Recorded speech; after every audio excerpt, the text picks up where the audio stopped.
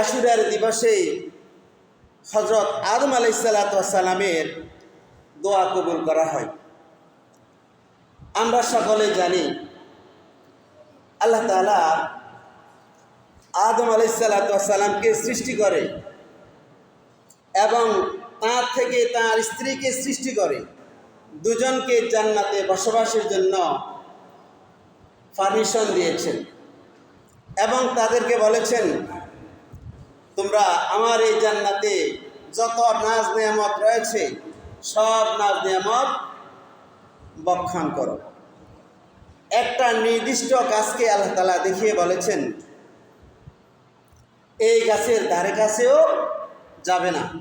আল্লাহ তাআলা বলেন, ওয়াকুল্না ইয়া আদামু উসকুনু আনতা ওয়া যাওজুকাল জান্নাহ, হে আদম, তুমি এবং তোমার স্ত্রী আমার জান্নাতে বসবাস করো। ওয়াকুলা মিনহা রাগাদান হাইথু শি'তুমা, এবং আমার জান্নাত থেকে তোমাদের যেটা পছন্দ হয়, যেটা ভালো লাগে, যেটা মনে চায় সেটা ভক্ষণ করো। ওয়ালা তাকরাবা হাযিহিশ শাজারা, কিন্তু এই গাছটার নিকটেও যাবে না, অর্থাৎ এই গাছের ফল খাবে না। ফাতাকুনা মিনাজ জালিমিন, যদি এই গাছের নিকটে যাও এবং এই গাছের ফল খাও তাহলে তোমরা দুজন, স্বামী এবং স্ত্রী দুজনেই জালিমদের অন্তর্ভুক্ত হয়ে যাবে, সীমালঙ্ঘনকারী হিসেবে আমার নিকট বিবেচিত হবে। যখন আল্লাহ রাব্বুল আলামিন আদম এবং হাওয়া আলাইহিসসালামকে জান্নাতে রাখলেন, আদম আলাইহিসসালাম, হাওয়া আলাইহিসসালাম এই মহা সুখের জায়গায় আরাম-আয়েশে বসবাস করছে, এগুলো দেখে ইবলিসের সহ্য হলো না। ইবলিস চিন্তা করল যে আদমের কারণে আমার হাজার হাজার বছরের ইবাদত বন্দেগী সব তছনছ হয়ে গেছে, আমার নেতৃত্ব চলে গেছে, আমার কর্তৃত্ব চলে গেছে, আমার মর্যাদা চলে গেছে, আমি যে ওস্তাদ ছিলাম ফেরেশতাদের সে ওস্তাদি চলে গিয়েছে। আর সে আদম এবং তার স্ত্রী কত সুখে রয়েছে, মহাসুখে রয়েছে, আর আমার হাজার হাজার বছরের ইবাদত বন্দেগী সব তছনছ হয়ে গেছে। আমি কিয়ামত পর্যন্ত সকলের কাছে অভিশপ্ত হিসেবে বিবেচিত হয়ে গেলাম। জান্নাত চিরতরে আমার জন্য হারাম হয়ে গেল, জাহান্নাম আমার জন্য অত্যাবশ্যক হয়ে গেল। এই যে আদমের কারণে এই ঘটনা ঘটল, তাদেরকে আমি ইবলিসের শরীরের মধ্যে এক বিন্দু রক্ত থাকা পর্যন্ত এই সুখের জায়গায়, এই আরামের জায়গায়, এই শান্তির জায়গায়, এই মর্যাদার জায়গায় আমি থাকতে দেব না। এর জন্য যত কূটকৌশলের দরকার আমি সব কূটকৌশল অবলম্বন করব। অতঃপর ইবলিস সাপের সহযোগিতা নিয়ে আদম আলাইহিসসালাম এবং হাওয়া আলাইহিসসালাম জান্নাতের যেখানে বসবাস করতেন সেখানে চলে গেল। আল্লাহ তাআলা বলেন, ফাসাল্লাহুমাশ শাইতানু আনহা, ইবলিস আদম এবং হাওয়া আলাইহিসসালাম দুইজনকে ফদস্খলিত করল। আখরাজা মিনহা মিম্মা কানা ফী, এবং তারা দুজন যে আরামের জায়গায় ছিল, যে শান্তির জায়গায় ছিল, যে মর্যাদার জায়গায় ছিল, সেখান থেকে তাদের দুজনকে বের করে দিল। আল্লাহ তাআলা অন্য আয়াতে বলেন, ফাওয়াসওয়াসা লাহুমাশ শাইতানু লিইউবদিয়া লাহুমা, ফাওয়াসওয়াসা লাহুমাশ শাইতান, শয়তান তাদের দুজনকে প্রবঞ্চিত করলো, ধোঁকা দিল। কি জন্য ধোঁকা দিল? লিইউবদিয়া লাহুমা মা উরিয়ানহুমা মিন সাওআতিহিমা, তাদের দুজনকে সে ল্যাংড়া করে দেওয়ার ইচ্ছা পোষণ করল। জান্নাতে আদম আলাইহিসসালাম এবং হাওয়া আলাইহিসসালাম দুজন জান্নাতের পোশাকধারী ছিলেন। একজনের সতর স্বামী এবং স্ত্রী, একজনের সতর একজনে কখনো দেখেনি। আদম আলাইহিসসালাম হাওয়া আলাইহিস সালামকে, হাওয়া আলাইহিস সালাম আদম আলাইহিস সালামকে, দুজনকে একজনে অপরজনকে কাউকে কেউ কখনো ন্যাংটা দেখে নাই। এখন সে পরিকল্পনা করলো এদের দুজনকে আমি ন্যাংটা করি স্যার। সে কৌশল করল, ভালো মানুষের বেশ ধরে আদম আলাইহিস সালাম এবং হাওয়া আলাইহিস সালামের কাছে গেল, গিয়ে তাদেরকে বলল, ওয়াকালা মা নাহাকুমা রাব্বুকুমা আন হাযিহিস শাজারা, তোমাদের রব, খেয়াল করি এখানে আল্লাহ বলছে এই কথা, সে বলে নাই। ওয়াকালা মা নাহাকুমা রাব্বুকুমা আন হাযিহিস শাজারা। ইবলিস আদম আলাইহিস সালাম এবং হাওয়া আলাইহিস সালামের কাছে গিয়ে বলল, তোমাদের দুজনের রব তোমাদের দুজনকে কি জন্য এই গাছের ফল খাইতে নিষেধ করছো সেটা তোমরা জানো নাকি? ইল্লা তাকুনা মালাকাইনি আও তাকুনা মিনাল খালিদিন, তোমরা দুজন যদি এই বৃক্ষের ফল খাও তাহলে তোমরা দুজন ফেরেশতাদের মর্যাদায় উন্নীত হবে, তোমরা দুজন ফেরেশতার মর্যাদা লাভ করবে। আও তাকুনা মিনাল খালিদিন, অথবা তোমরা এই জান্নাতে চিরস্থায়ী বন্দোবস্ত লাভ করবে, কোনোদিনও তোমরা এই জান্নাত থেকে বের হওয়া লাগবে না, যাতে করে তোমরা ফেরেশতা না হতে পারো। কথা খেয়াল করিয়ে, যাতে করে তোমরা ফেরেশতা না হতে পারো এবং জান্নাতে দীর্ঘস্থায়ীভাবে বা চিরস্থায়ী বন্দোবস্ত করতে না পারো, এই জন্য আল্লাহ তাআলা তোমাদের দুজনকে এই গাছের ফল খেতে নিষেধ করছে। আমি তোমাদের একজন কল্যাণকারী, আমি তোমাদের ভালো চাই। তোমরা যদি এই জান্নাত থেকে দুনিয়াতে চলে যাও অনেক কষ্ট করতে হবে। আমি চাই না তোমাদের হিতাকাঙ্ক্ষী হিসাবে, কল্যাণকামী হিসাবে তোমরা এই জান্নাত থেকে দুনিয়াতে গিয়ে কষ্ট করো। আমি চাই যে তোমরা চিরস্থায়ীভাবে এই নাজ নেয়ামতে ভরপুর, এই আরামের জায়গা, এই শান্তির জায়গা, এই মর্যাদার জায়গায় তোমরা চিরস্থায়ী থাকো, এটা আমি চাই। এই জন্য আমার পরামর্শ হইল তোমরা দুইজনে এই গাছের ফল খাও। এখন আদম আলাইহিস সালাম ও হাওয়া আলাইহিস সালাম দুজনে গোলক দাদায় পড়ে গিয়েছে, কিন্তু আল্লাহ বলল খাইও না। আর এই বুড়া মানুষ, এই আমাদের দোস্ত, এই বন্ধুটা বলতেছে খাওয়ার জন্য। এখন আমরা কি করি? আদম আলাইহিস সালাম এবং হাওয়া আলাইহিস সালাম কোনো ক্রমেই তার সেই পরামর্শ নিচ্ছে না, তার কথায় কর্ণপাত করছে না। যখন সে অনেক ছলে বলে কলে কৌশলে দুজনকে প্রবঞ্চিত করতে পারছিল না, এবার সে শপথ করল, যেটা আল্লাহ বলছেন, ওয়া কাসামাহুমা ইন্নী লাকুমা লামিনান নাসিহিন। ওয়া কাসামাহুমা, সে তাদের দুজনের নিকট কসম করছে, শপথ করছে, ইন্নী লাকুমা লামিনান নাসিহিন, আমি তোমাদের দুজনের জন্য কল্যাণকারী। আল্লাহর কসম করে বলছি, আমি তোমাদের দুজনের ভালো চাই, এই জন্য তোমাদেরকে এই গাছের ফল খাওয়ার জন্য বারবার আমি তোমাদেরকে পরামর্শ দিচ্ছি। অবশেষে সে চলে বলে কলে কৌশলে আদম আলাইহিস সালাম এবং হাওয়া আলাইহিস সালাম দুজনকে সেই নিষিদ্ধ বৃক্ষের ফল খাওয়াইতে সক্ষম হয়েছে। যখনই আদম আলাইহিস সালাম এবং হাওয়া আলাইহিস সালাম সেই নিষিদ্ধ বৃক্ষের ফল খেল, সাথে সাথে দুজনের পরন থেকে জান্নাতের পোশাক খসে পড়ে গিয়েছে, দুজন ন্যাংটা হয়ে গেছে। ন্যাংটা হয়ে যাওয়ার পর এবার আদম আলাইহিস সালাম এবং হাওয়া আলাইহিস সালাম দুজনের কাছ থেকে লজ্জা লাগতেছিল। এবার দুজনে তাড়াতাড়ি জান্নাতের কাছে ফাতা নিয়ে তাদের লজ্জাস্থানকে ঢাকা শুরু করে দিল। সম্মানিত মুসল্লিনে কেরাম, এবং আল্লাহ তাআলা অসন্তুষ্ট হয়ে গিয়েছেন। আল্লাহ তাআলা বলেন, ওয়া কুলনা হাবিতু বাদুকুম লিবাদিন আদুবুন তোমরা আমার জান্নাত থেকে বের হয়ে যাও, এবং তোমরা পরস্পরের শত্রু। আল্লাহ তাআলা জান্নাত থেকে বের করে দিয়েছেন।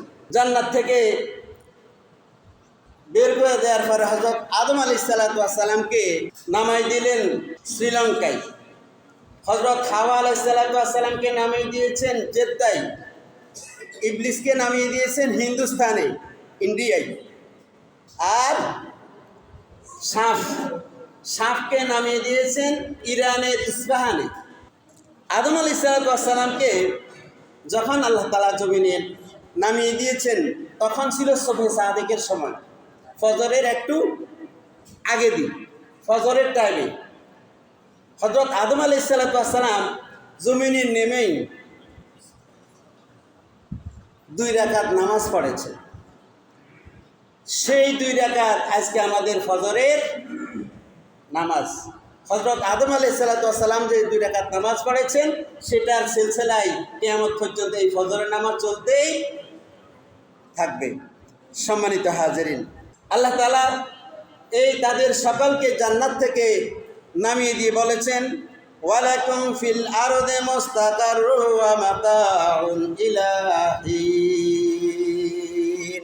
যাও আদম এবং হাওয়া, তোমাদের দুজনকে পৃথিবীতে নির্ধারিত কিছু সময়কাল অবস্থান করতে হবে, তারপর তোমরা আবার আমার নিকট ফিরে আসবে।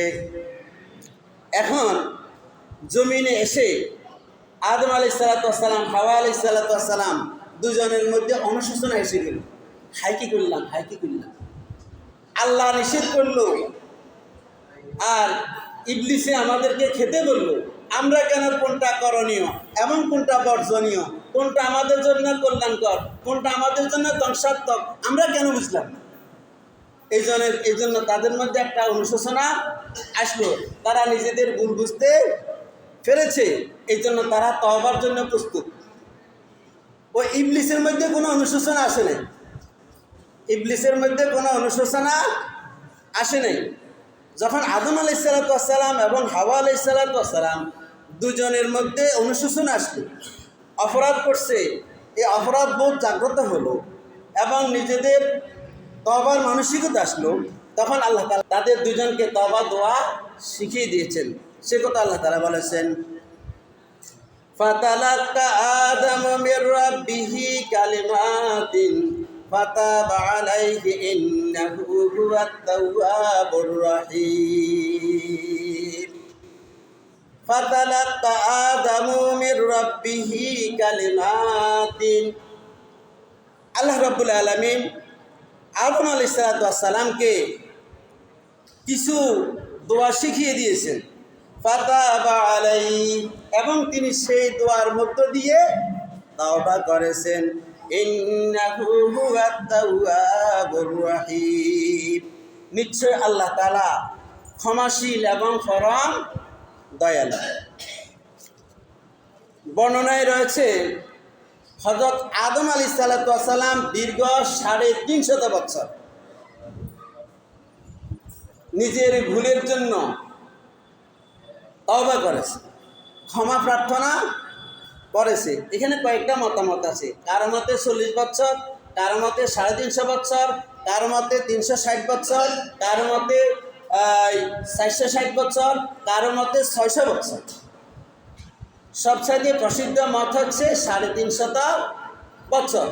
350 বছর তিনি আল্লাহর কাছে কান্নাকাটি করেছেন। তার স্ত্রীও, আল্লাহ তাআলা বলেন, তারা দুজন কারা? আদম এবং হাওয়া। ক্বালা রাব্বানা যালামনা আনফুসানা ওয়া ইল্লাম তাগফির লানা ওয়া তারহামনা লানাকুনান্না মিনাল খাসিরিন।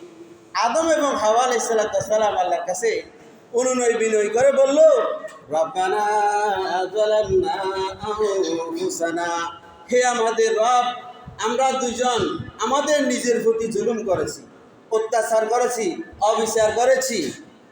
ওয়া ইল্লাম তাগফির লানা, যদি তুমি আমাদের দুজনকে ক্ষমা না করো, ওয়া তারহামনা, এবং আমাদের প্রতি রহম না করো, দয়া না করো, লানাকুনান্না মিনাল খাসিরিন, তাহলে আমরা ক্ষতিগ্রস্তদের অন্তর্ভুক্ত হয়ে যাব, ধ্বংসপ্রাপ্তদের অন্তর্ভুক্ত হয়ে যাব। দীর্ঘ 350 বছর কান্নাকাটির পরে এখনো আল্লাহর পক্ষ থেকে তাওবা কবুলের কোনো আলামত দেখা যায় নাই। অতঃপর হযরত আদম আলাইহিস সালাম আল্লাহকে উদ্দেশ্য করে বললেন, আল্লাহ, আপনি আমাদেরকে আপনার হাবিব মুহাম্মদুর রাসূলুল্লাহ সাল্লাল্লাহু আলাইহি ওয়াসাল্লামের উসিলায় আমাদের তওবাকে কবুল করে নেন। আল্লাহ তাআলা হযরত আদম আলাইহিস সালামকে জিজ্ঞেস করলেন, কাইফা আরাফতা মুহাম্মাদান, হে আদম, তুমি আমার হাবিব মুহাম্মদকে কিভাবে চিনলে? তখন আদম আলাইহিস সালাম বললেন, আল্লাহ, যখন তুমি আমাকে সৃষ্টি করেছ, আমার দেহের মধ্যে রূহ প্রবিষ্ট করেছ, আমি যে তোমাকে সিজদা দিয়েছিলাম, তখন তুমি আমাকে বলেছিলে, ইয়া আদমু ইরফা রাসাকা, হে আদম, তুমি তোমার মাথা উঠাও। যখন আমি মাথা উঠাইলাম, তখন আমি আরশে আজিমের মধ্যে দেখতে পেলাম, লা ইলাহা ইল্লাল্লাহু মুহাম্মাদুর রাসূলুল্লাহ সাল্লাল্লাহু আলাইহি ওয়াসাল্লাম। আমি দেখলাম যে তুমি আল্লাহর কালিমার সাথে মুহাম্মাদুর রাসূলুল্লাহ এই আরেকটা বাক্য জুড়ে রয়েছে। তখন আমি বুঝতে পারলাম যে আল্লাহর নামের পাশে যে নামটা ঠাই পায়, নিশ্চয়ই সেই নামটা, সেই ব্যক্তিটা আল্লাহর হাবিব ছাড়া আর কেউ নয়। এই জন্যই আমি সেই নামের তোফায়েলে তোমার কাছে আমার তওবা মঞ্জুরের দরখাস্ত রাখলাম। আল্লাহ রাব্বুল আলামিন তখন হযরত আদম আলাইহিস সালামকে বললেন, আদম, তুমি সুদীর্ঘকাল তোমার অপরাধের জন্য অনুতপ্ত হয়ে, ছোট হয়ে, ভুল স্বীকার করে আমার কাছে তওবা প্রার্থনা করলে এবং আমার হাবিব মুহাম্মদ সাল্লাল্লাহু আলাইহি ওয়াসাল্লামের উসিলা যখন তুমি তালাশ করলে, আমি তোমার তওবাকে মঞ্জুর করে নিলাম। সেদিন আদম আলাইহিস সালামের ভুলের ক্ষমাপ্রাপ্ত হলো এবং আদম সন্তানের ভুলের জন্য তওবার দরজা উন্মুক্ত হয়ে গেল। শুধু আদম আলাইহিস সালামের তওবা কবুল হয়েছে বিষয়টা এমন নয়, পুরো মানবকুলের জন্য তওবার দরজা উন্মুক্ত হয়ে গিয়েছে। এই জন্য আদম সন্তান ভুল করলেই সে কী করতে হবে? তওবা করতে হবে। যদি তওবা করে তাহলে সে ক্ষমাপ্রাপ্ত হবে।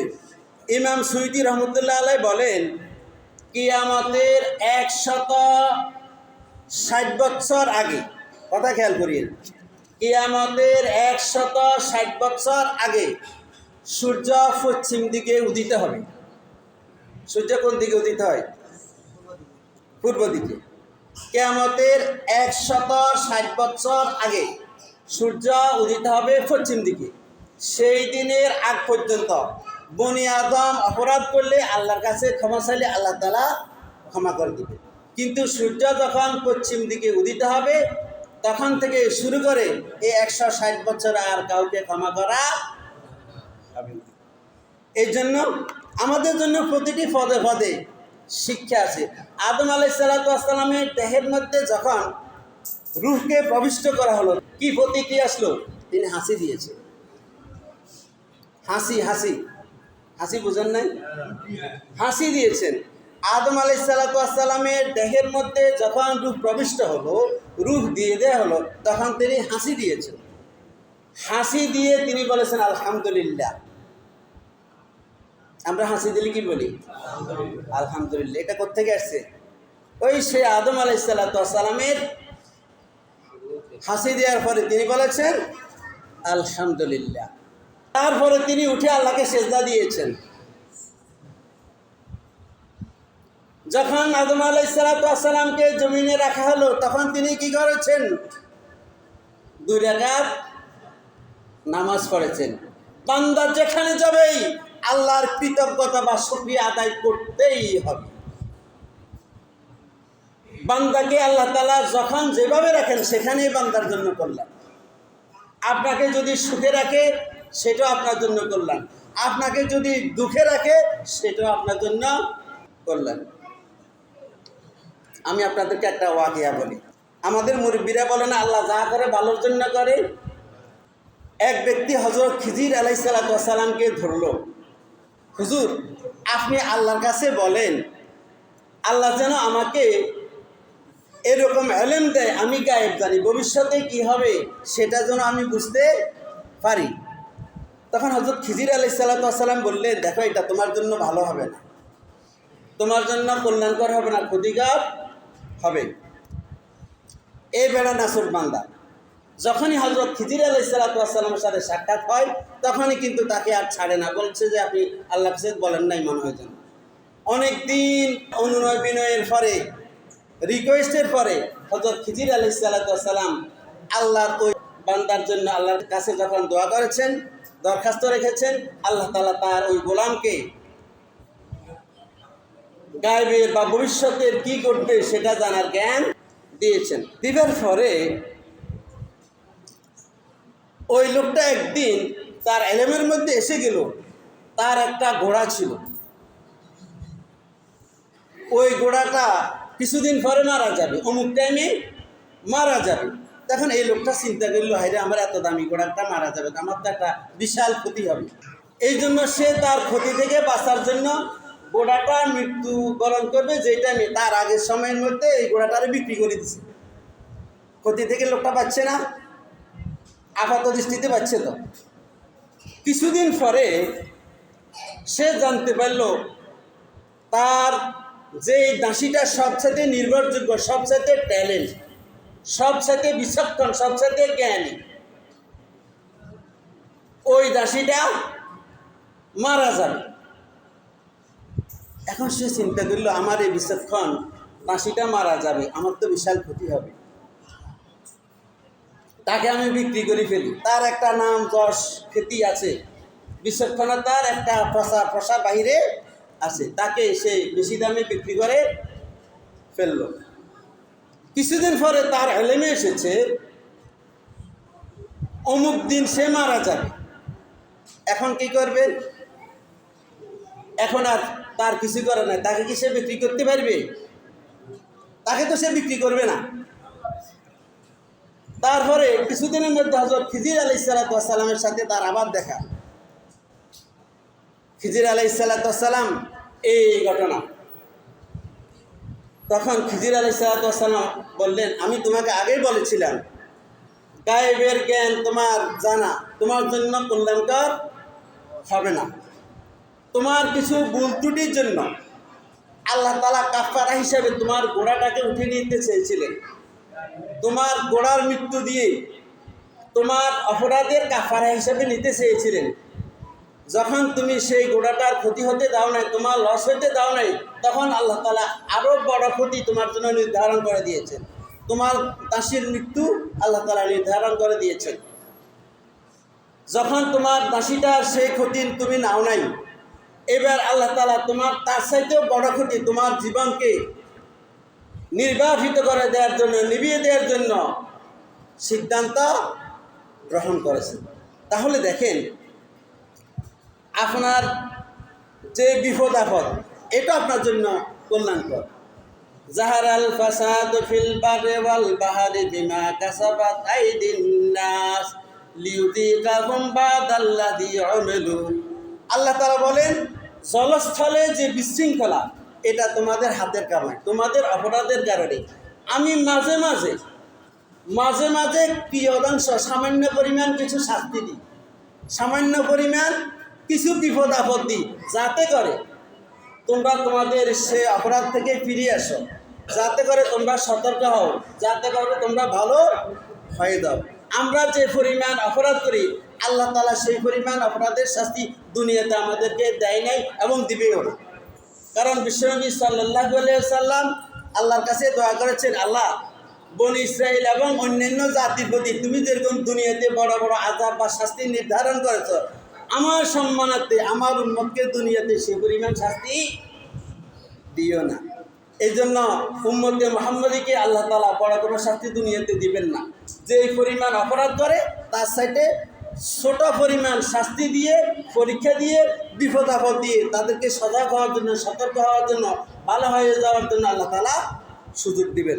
সম্মানিত উপস্থিতি, আজকের এই আলোচনা থেকে আমরা জানতে পারলাম আশুরার দিবস বা 10ই মুহররম খুবই গুরুত্বপূর্ণ দিবস। যে দিবসে আল্লাহ তাআলা মানব জাতিকে সৃষ্টি করেছেন, যে দিবসে হযরত আদম আলাইহিস সালামের তওবা কবুল করেছেন।